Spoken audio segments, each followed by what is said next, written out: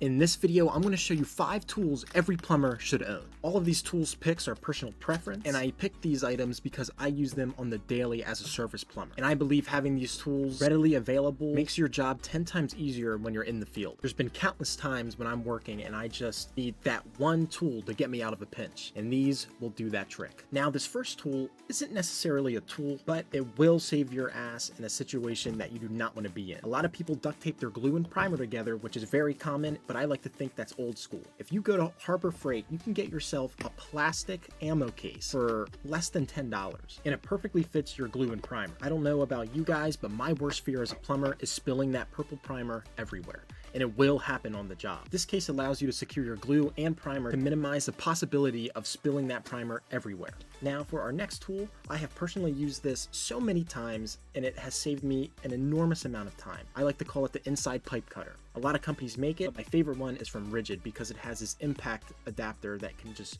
quickly go into your drill and you can get to work. If you're a returning viewer, I'm sure you've seen me upload videos using this tool before, mainly because people really don't know about this tool and it can save them quite a bit of time. The next tool is the PVC wire cutters. For one, it is a very cheap tool. It can be perfect for certain situations. In my experience as a plumber, nothing is going to be easy, and this tool can really take you out of a pinch. You can't fit a sawzall, an oscillator, or whatever inside to cut a pipe. Speaking of the oscillator, that is my 4th tool that I recommend plumbers should have. This is primarily a carpenter tool, but in the plumbing field, sometimes you're going to have to cut wood. You're going to have to cut super frail copper, and a sawzall is just a little too rough to do that. It's also really good with cutting drywall open to gain access to a pipe. There's countless reasons why this tool should be in your tool bag. Just about every oscillator I have seen has the option of putting the blade to a 90-degree angle for those super tight areas that you just can't fit the tool in. And last but definitely not least, it's probably one of my favorite tools I own. It's the automatic copper cut. I personally like the Milwaukee version. I know DeWalt makes a version. I've heard good things from that as well, but this tool will save your wrists in the future because you're going to be cutting copper a lot as a plumber, and the constant rotation of using those pipe cutters just over time will